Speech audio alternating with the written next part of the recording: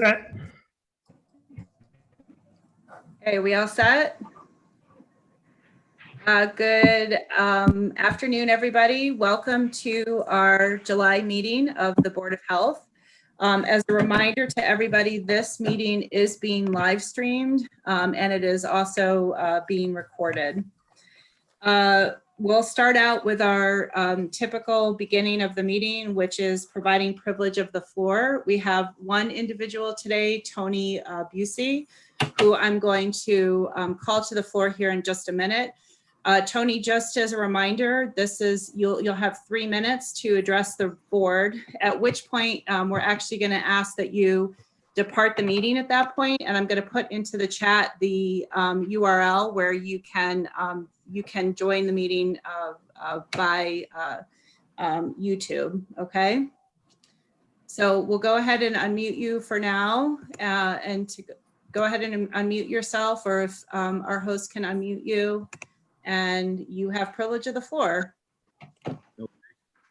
Well, thank you again. And I know you got much more pressing things than to listen to me right now, but really quick, I got a chance to look over all of the line items and try to get a better understanding of what was being presented to me. You know, I had no clue about the $1,000. You know, when I started reading this, you know, I had a lot going on before COVID. Then COVID hits, that made it even worse. But I guess the main thing that I have here is the communication. I believe might be, I might need to sit down with somebody and go over the process of which monthly reports are delivered, maybe hey, we received them, because when technology works, it's great. When it doesn't, it's tremendously horrible.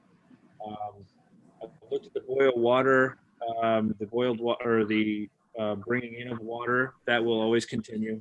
As we, I guess, getting an engineer letter from the company that we're using advised us to do that every couple of months to flush out the sediment or bacteria that's in between the rock bed to allow the water to work properly. The system apparently is perfectly fine. We also noticed that the system will continue to keep doing the same thing when new tenants are entering the property.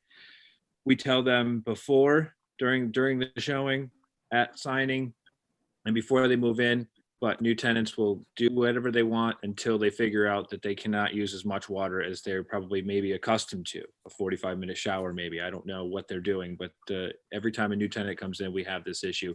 The issue is perfectly fine now, as the new tenants have realized that they probably can't do what, take longer showers.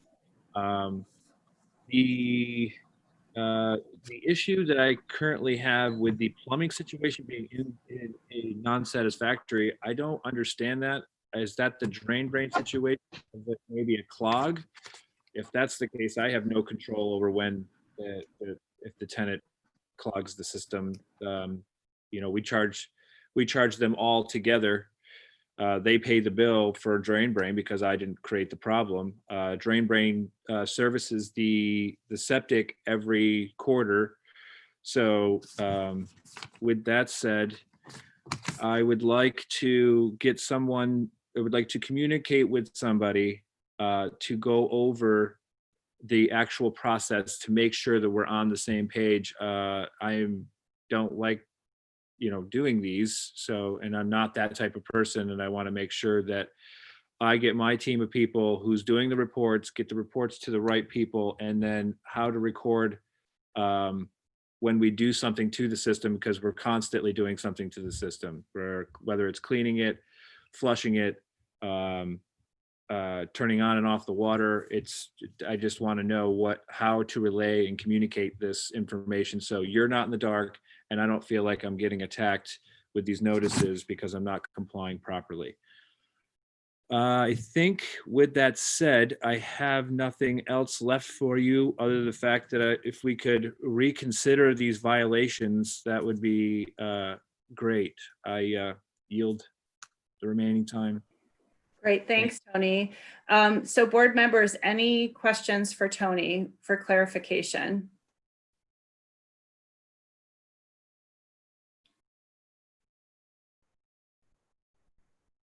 No? Okay.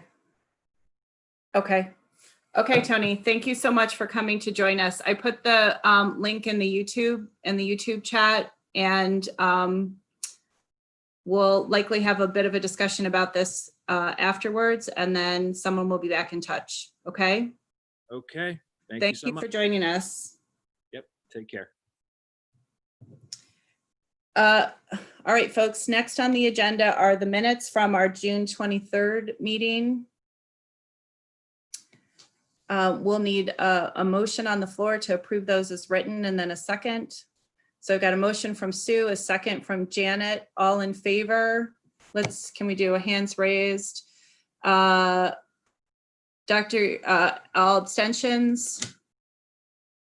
And then, I'm sorry.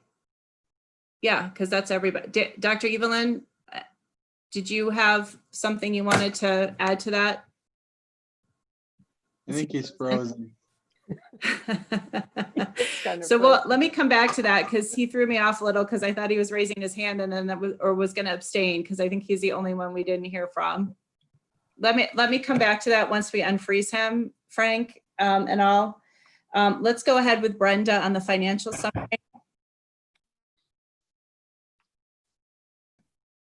Oh, There you go. Dr. Evelyn, can you wave? He's frozen again. You need better Wi-Fi at the hospital, Dr. Evan. Brenda, I'm going to ask you to go ahead with the financial summary. Sure. The June 2020 or month 6 was included in your packet. Just a brief update. We still have not received any reimbursement on state grant claims. We did get our state aid claim in there, was reduced by about 14.4%. So we're not sure why that much, but that was the reduction this time. And we did receive our first payment for the COVID grant. And I can't tell you the dollar amount off the top of my head, but we did receive that. That's federal funding. So federal funding is flowing, but not state money. And I don't think I have anything further to add at this point. Great, thanks, Brenda. Any questions for Brenda? Okay, we're good.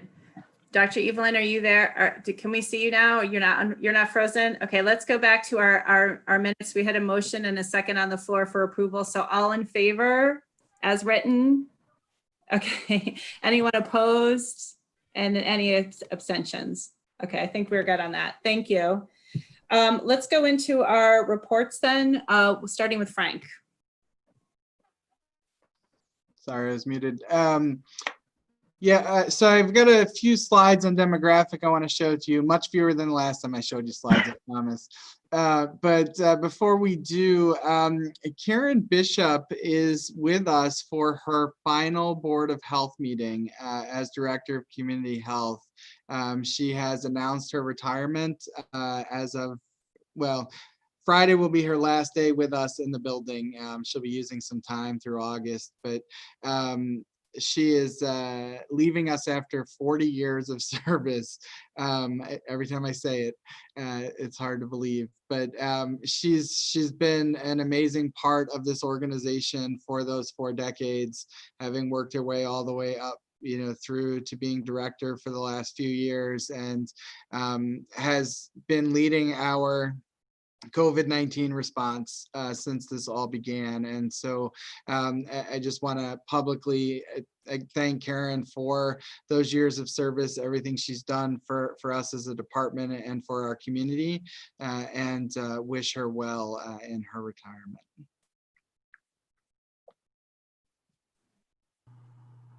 Thank you, Frank, for those kind words.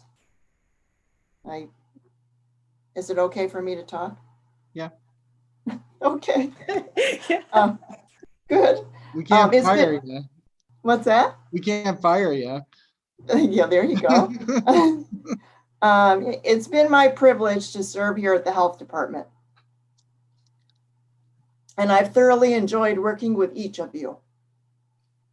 So I wish you all the best in carrying on our public health vision and mission. And I'll be in the area and we'll be watching with extreme interest in the days, weeks, and years ahead. So all the best to all of you. Thanks, Karen. Karen, congratulations. Thank you. We wish we could give you a cake and a hug. Thank you for everything you've done for public health and for the Tompkins County community. You bet. Yeah, Karen, thank you so much. I can't imagine a second wave without you. But I also really appreciate what you did for me as the new medical director for Ithaca City School Districts when I started, and there was a whole craziness with a change in religious exemptions, and you showed up to our board meetings, and I just would look at your face and you'd smile and nod, and it made me feel like we were really doing the right thing. So thank you for supporting me throughout this whole time. You're most welcome. Aaron, I want to thank you so much. I worked with you for several years, and there's been so many different issues that you have helped guide us through here at Cornell. You have so much respect from all of my colleagues here and myself, and you carry a significant, your opinion carries a significant amount of weight and reassurance often. So thank you so much. Thank you, Ed. Appreciate it. And I have to say, all the help you've given the public health microbiology course at Cornell. I mean, I just know how super busy everyone in your office is, and they always find the time to come and talk to our students and really get them excited about what real life public health is about. So thank you for that. Thank you, Sue. Karen, I may have known you for the longest as a nursing colleague. We first met when I first moved to Ithaca, and I was working as the the family care coordinator for Hospicare. Hospicare was in the Biggs building, and as was the health department. And I would often wander over and ask questions. And you were certainly one of the people that was most pleasant to deal with, always knowledgeable, always professional, always caring, and very helpful. You really are the best of the nursing profession. And it's been my pleasure to know you for so long and be a colleague. So congratulations. I highly recommend retirement. It's good. That's awesome. Thank you so much. I really appreciate it. All right. Well, I will continue on then, following that up with a few slides I just wanted to share. Oops, sorry, I did the wrong thing.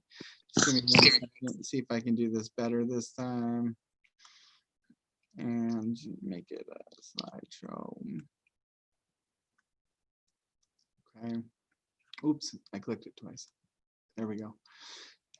So just quickly wanted to run through the demographic information that we provided to the legislature. I thought it might be of interest for all of you, and we'll provide these slides afterwards as well. They are also on the county website. But wanted to start, the big goings on the last week or so has been around the K through 12 reopening guidance.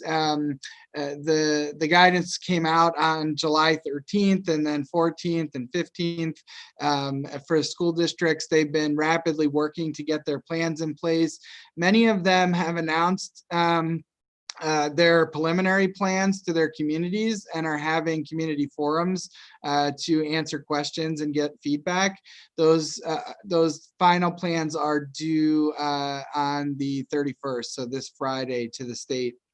And the governor's expected to make a decision about school reopenings that first week of August, between the 1st and the 7th. So Dr. Dundali has been a huge help in trying to coordinate the health side of things, particularly with the nursing rooms and how to deal with sick children and the other parts of the school day that are impacted by the school nurses.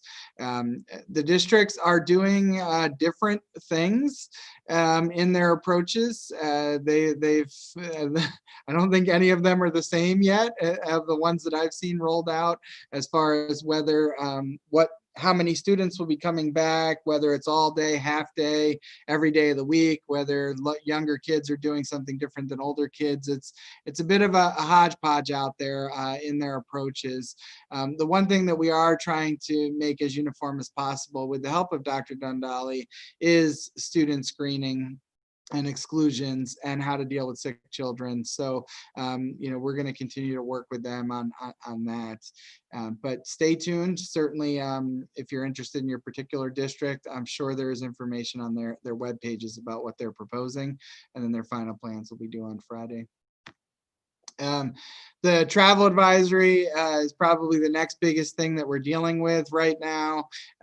This is actually was updated today. 3 more states and DC and Puerto Rico were added. So Minnesota, Illinois, and there's one other that I'm not going to remember right now, coupled with Washington, DC and Puerto Rico have been added to the travel advisory list. And folks, we've done a lot of public information on trying to get folks to complete the online form so they can get put into the system for quarantine upon their return from these locations.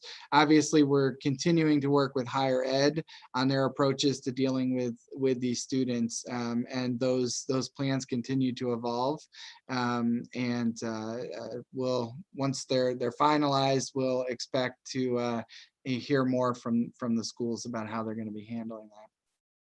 So demographic information, as far as our total cases, you'll remember the last time that we did this was,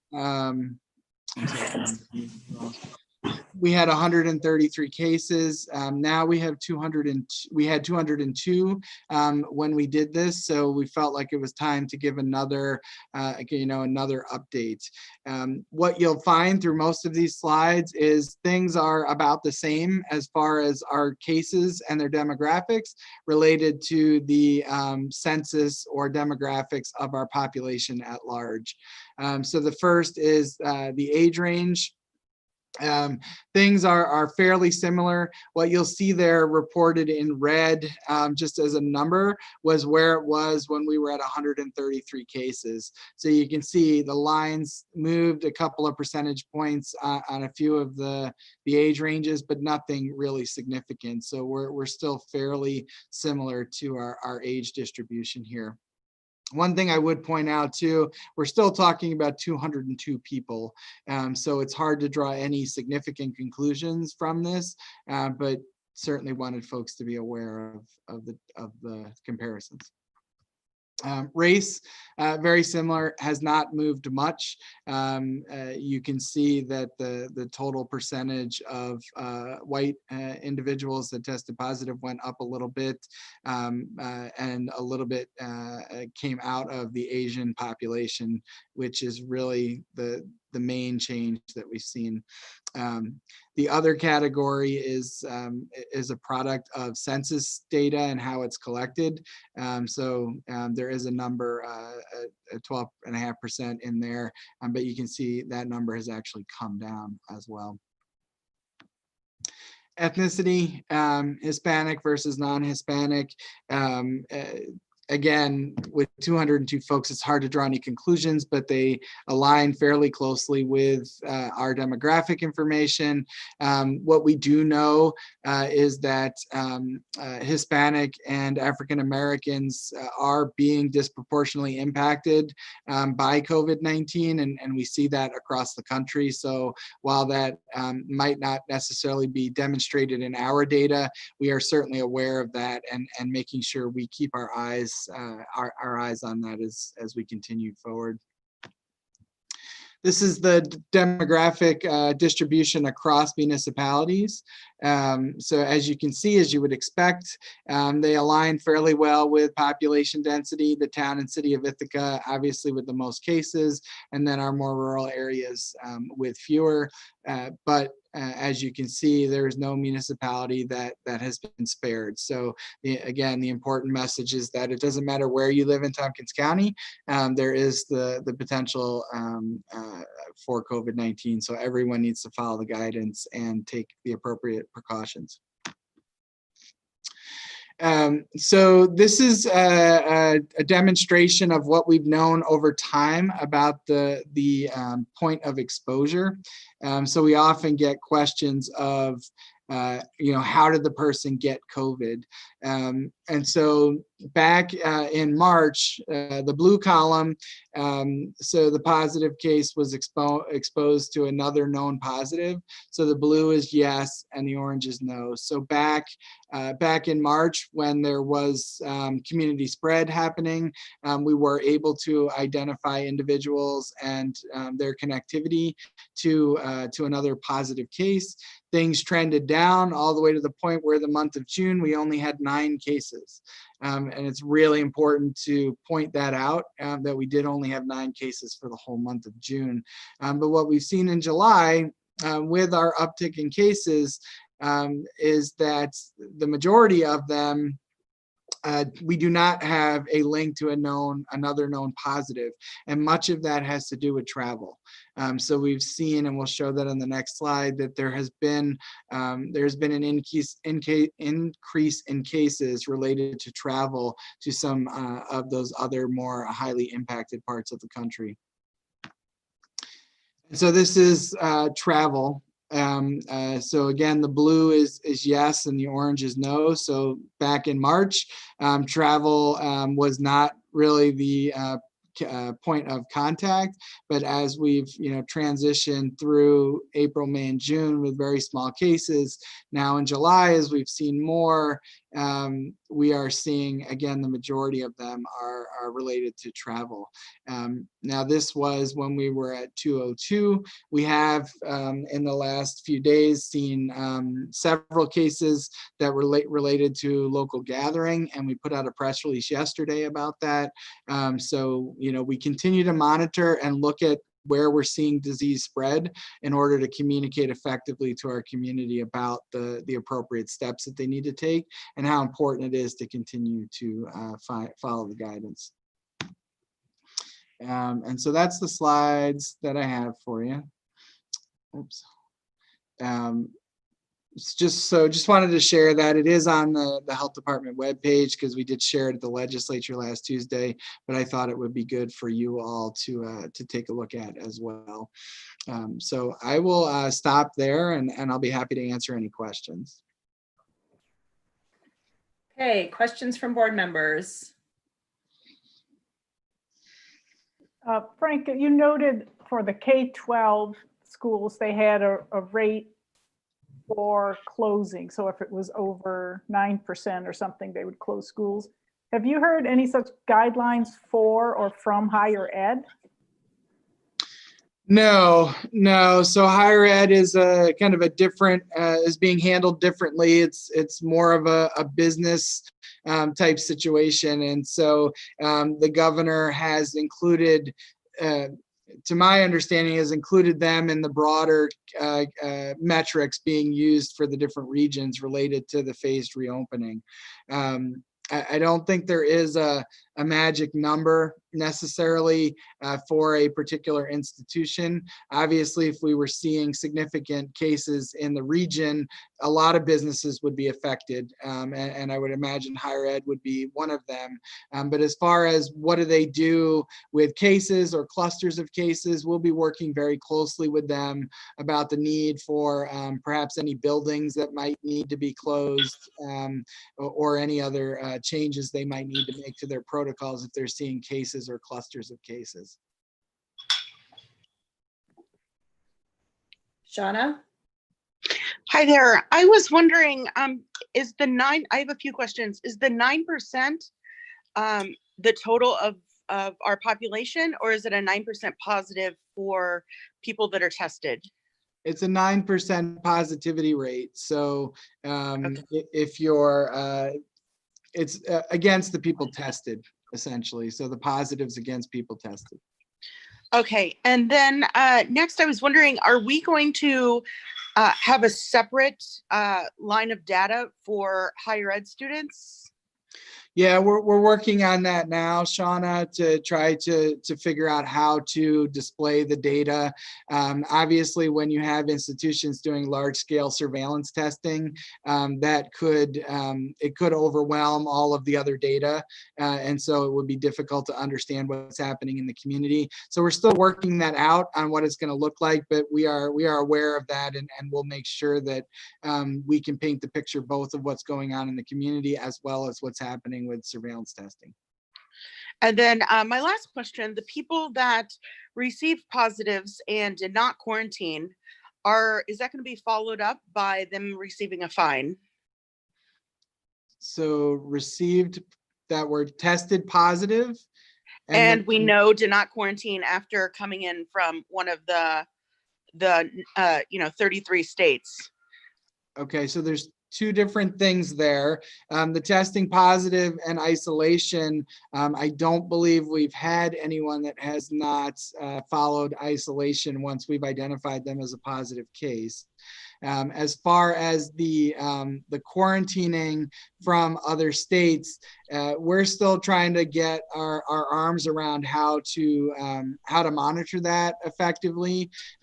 The challenge that we're faced with, particularly when we get into a situation with a positive case and we're doing contact tracing, we don't want the specter of of penalty to cause people not to want to cooperate with our contact tracing. So I would suggest that those penalties are more well suited for individuals that are identified not complying before they are part of a case or contact investigation, because we very much don't want people not talking to us out of fear that they're going to get fined for not doing something. So it is a delicate balance that we have to weigh.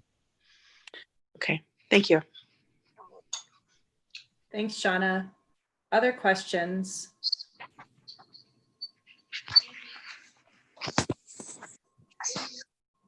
Okay, Frank, do you have other items you wanted to discuss, or that's it for you? No, that was it for me. Okay, great. Thank you for the update.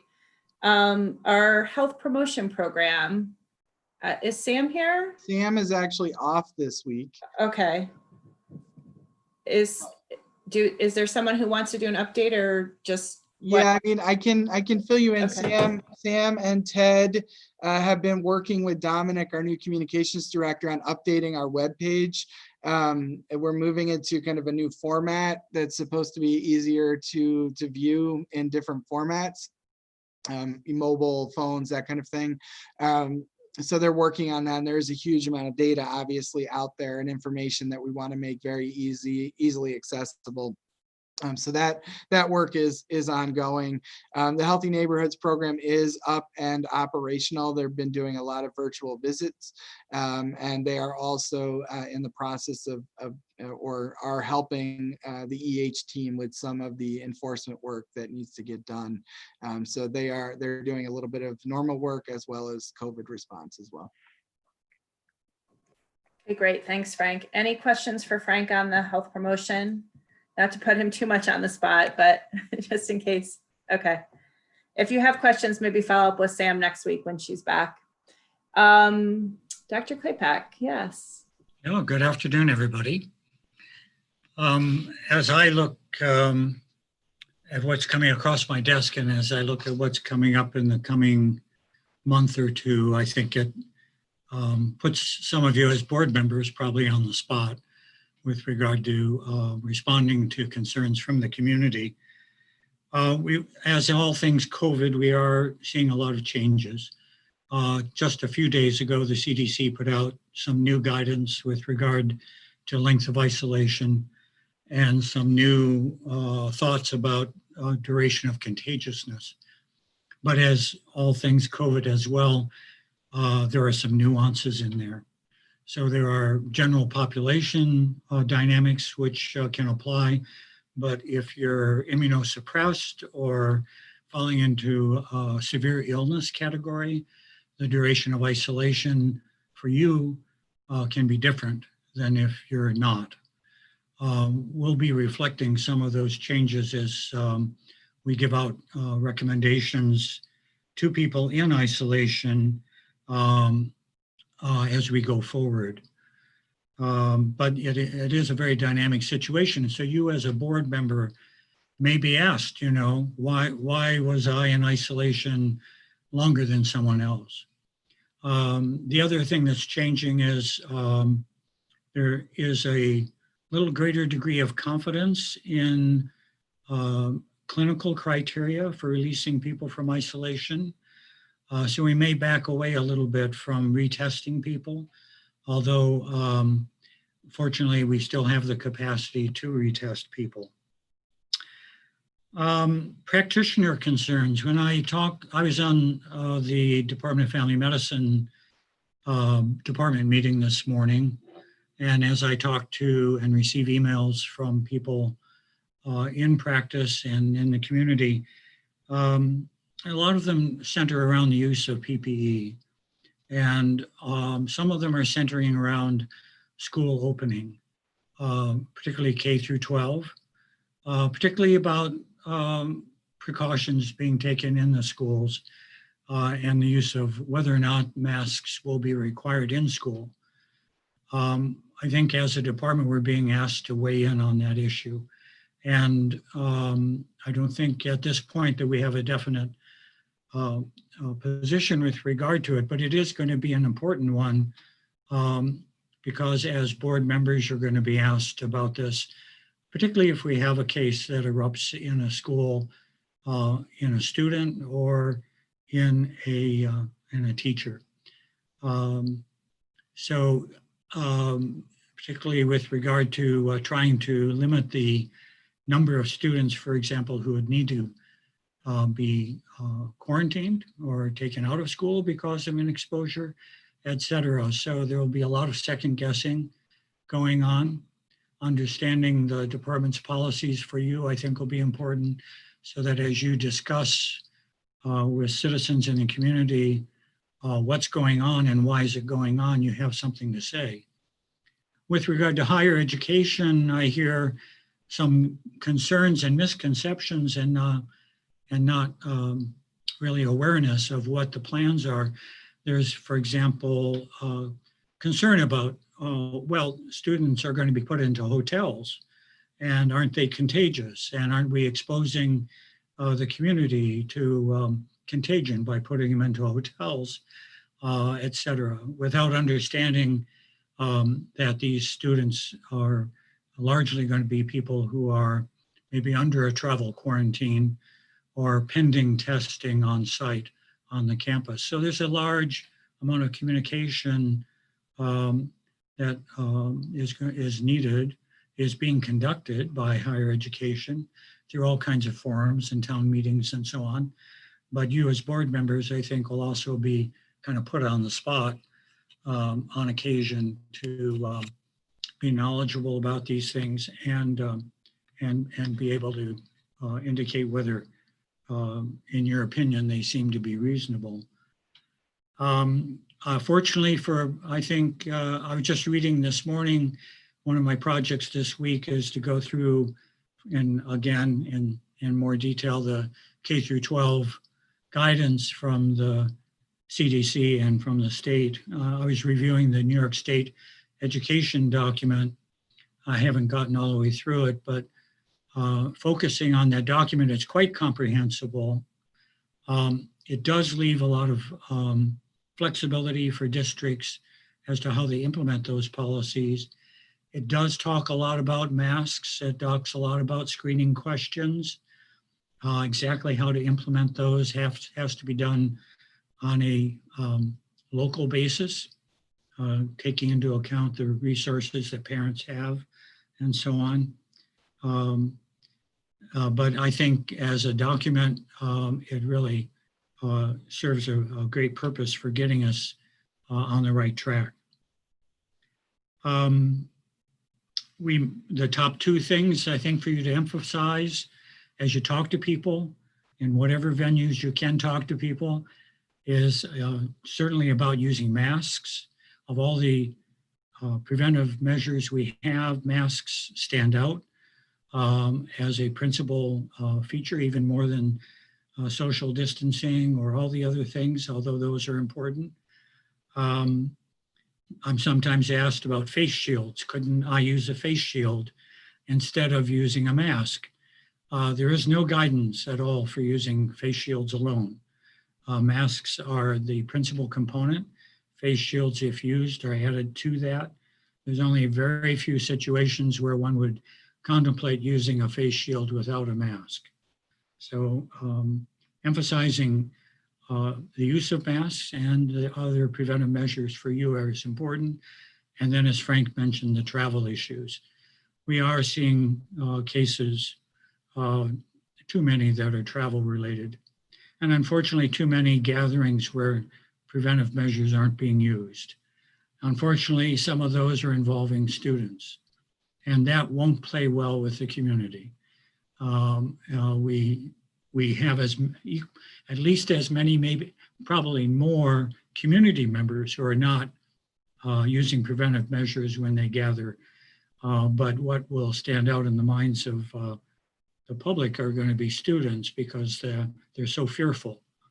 But what we need to do is communicate as well as we can all the messages that are important. I had a lot of information in my report. I'd be glad to address any questions you have about that report. I included a piece about supervised injection facilities because, hey, there are other things out there that are important. And that issue with COVID is equally important for you to be aware of what's going on. So I'll open it up to any questions, and thanks for your attention. Great, thank you so much. Questions?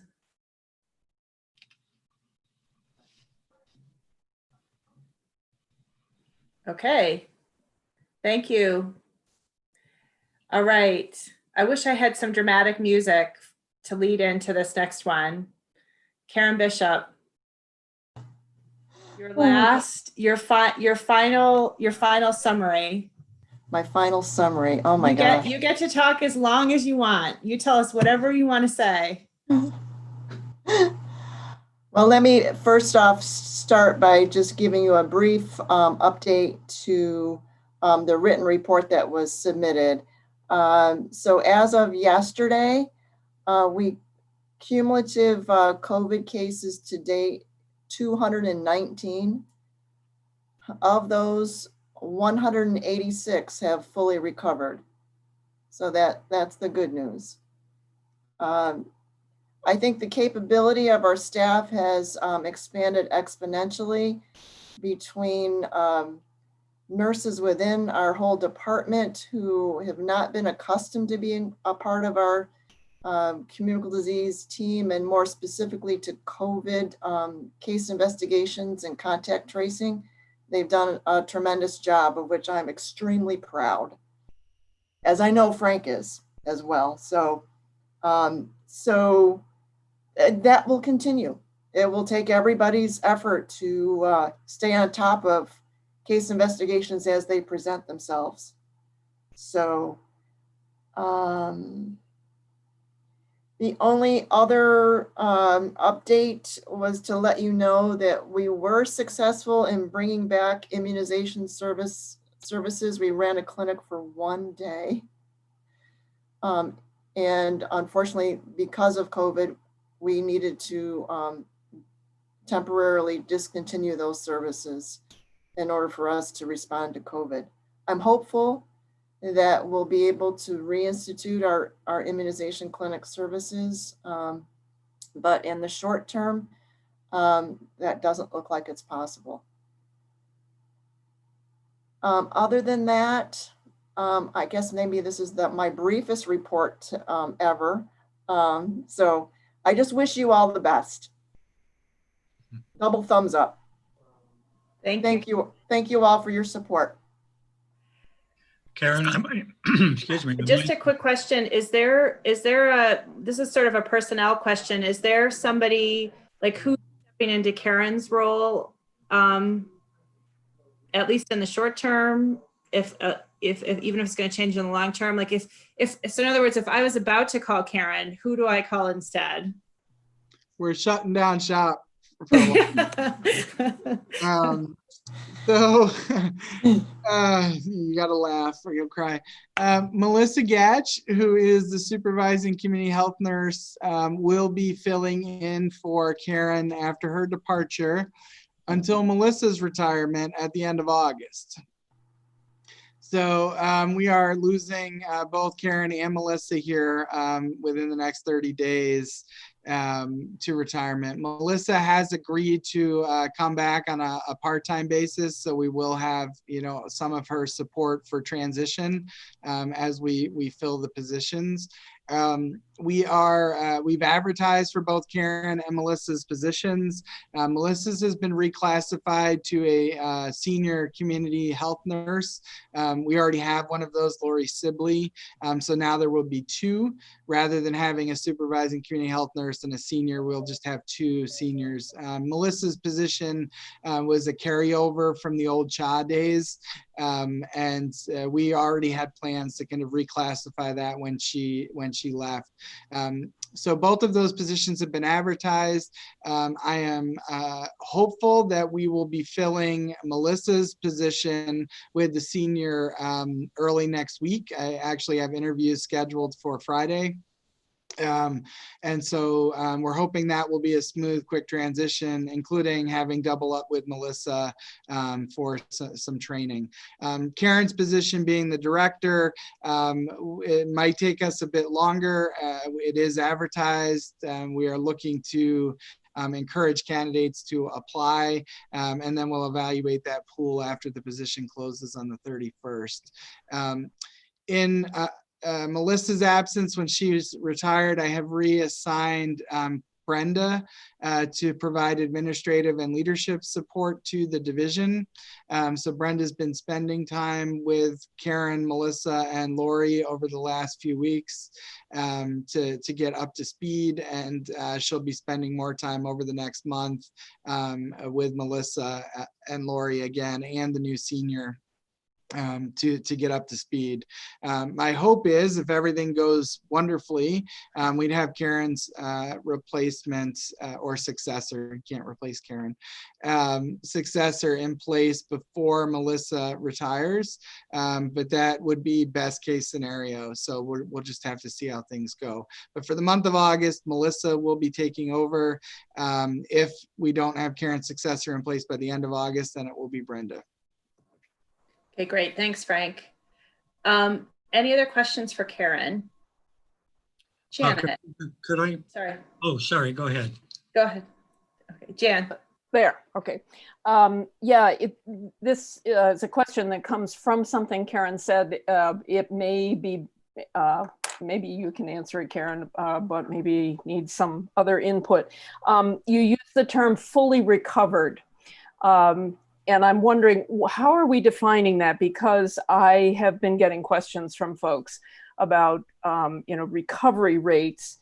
And is it just based on negative testing or tests coming back negative? Or are we looking at the person's full functionality? Have they recovered to who they were and what they were feeling like and how they were able to do before they got the virus? I can attempt to answer that. So good question. So perhaps the semantics of me saying fully recovered doesn't really describe it. So in our assessment, it's folks that have symptoms resolving. They may not be totally resolved, but they're not needing acute care. They're not in the hospital, they're at home, and there is some resumption of their normal daily activities. Okay, thank you. Dr. Klapak? Karen, I thought maybe the subject of vaccinations is so important that maybe we should talk just a moment more about that. We look back to last year this time, we had about 60 children who needed vaccinations in the months of July and August. Most of those children are children who don't have a primary physician. They may not have health insurance. They may be new arrivals. The staff at every opportunity is trying to connect them to a medical home in order to meet their needs, but it's just not possible sometimes. However, in talking about this problem that Karen brought up, that we are unable to mount our vaccine clinics, we started to think outside the box in terms of, well, what else can we do? And so we've reached out to a couple of area practitioners in primary care to field the question of would primary care practices be interested in picking up these children who need this service as a public service on their part. There seems to be some interest in that regard. We need to explore it further, and that's one of the things on our plate to do. We were also thinking outside the box, is there any other way of augmenting our resources to do so? So it's not that we're letting the matter sit or trying not to address it, because this is a very important need, especially for the very youngest kids. We don't want to see the rise of measles statewide. It's a very important issue to keep them up to date with their vaccines. And then for school entry, it's a requirement, and for maintaining their school attendance. So it's not off our radar. It's not being put into the back burner. We're actively pursuing some other strategy, perhaps, if we can arrive at one. Great, thank you. Melissa? So Dr. Claypack, that's great. We are actually going to try to help our students and families get onto insurance and pair them with a primary care provider, because we realize that this is a super important time. So I've been working a little with Lara Paria and Cayuga Health Partners and some of the school nurses, and talking to Carrie Burke about it. And we're thinking that maybe I think they're called parent navigators or student navigators, or someone could help us eliminate some of those barriers. So maybe we should partner. Well, we definitely should partner. If you could keep me in the loop about that, and I was going to say Karen too, but Karen, it would be Melissa at this point, wouldn't it, Karen? So that would help coordinate things, and that'd be great. I'm in touch with, going to be circling back to the couple of area practitioners who had some questions, and then my plan was to broaden it out to all primary care physicians, and be best if we're not crossing messages in some way and confusing the subject. Yeah, and at this point, I'm only working with ICSD. So if it's something we could expand to the other schools in the county, I'm working with one nurse from every school district in our county. So we could potentially do that too. I know as we get farther out there with different practices, but I think we should get everyone on health insurance, get everyone vaccinated. Thanks, Melissa. Okay, any other last comments on immunizations or questions for Karen? Okay, great. We'll move on to Deb. Hi, everyone. Just a quick update. Children with special care needs, nurses, and support staff are still helping with the COVID response. And on July 1st, we did start some face-to-face visits for early intervention and preschool with our therapists, only for those kids right now that teletherapy has not been successful for whatever reason. Continues to bring up challenges as we change things, some providers switching depending on the level of fear that some families have or providers have, and whether they want to do face-to-face visits, but otherwise it's going well. I think that's it for me. Great, thank you. Any comments or questions for Deb? Okay, Jonathan. County Attorney's report. I do not have a report, but I do observe that our early retirement incentive seems to be working too well. But I don't have any other report. Anybody have any questions, be happy to answer them. Okay, great, thank you. Any questions? Legal questions? All right. Liz, environmental health. I also don't have anything to add to my report, but I'm happy to answer any questions. Okay, any questions on Liz's report? Yeah, who dropped off the rabid raccoon? Good question. I don't think we know yet.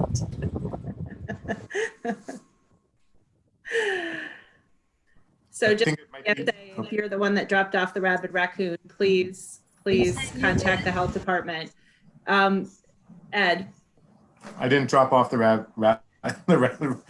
raccoon, but I don't know if this is a mistake on the way I'm reading it, but in the hydrilla report section that says 2019 on the first sentence, I was wondering if that was supposed to be 2020. Oh, I'd have to check that. Hydrilla might have been, because I don't have it right in front of me. Hydrilla was found in 2019 and then treated in 2020. Okay. So I don't know if that clarifies it. Okay, So that the probably sections does. that Yep. were treated were actually identified last year. Okay, thanks. Great, thanks. Any other questions for Liz? Okay, so for wrap up in the new business section, I think there's two items. One, Frank, is to come back to you to talk about a new board member. And then second would be to see if anyone wants to reopen the discussion of the fine for Tony Busey, the TSA or TSO apartments. So Frank, let me go ahead and start with you. Thanks, Christina. As you know, we've had a vacant position on the board for a while. It is actually the City of Ithaca's board seat. We did seek out applications. The nominating committee did interview two folks, and they recommended a name forward. I took that name to the mayor. He signed off on it. And so now it is back to the full board for your review and sent forward to the legislature. The gentleman's name is Michael Ravinder Kingra. He's a Cornell professor and has a background in food and beverage management in the hospitality industry. If there is interest in talking about the candidate in more detail, we would need to go into executive session to do that. But otherwise, it is here, I guess, for the nominating committee to present to the board for a recommendation to the legislature.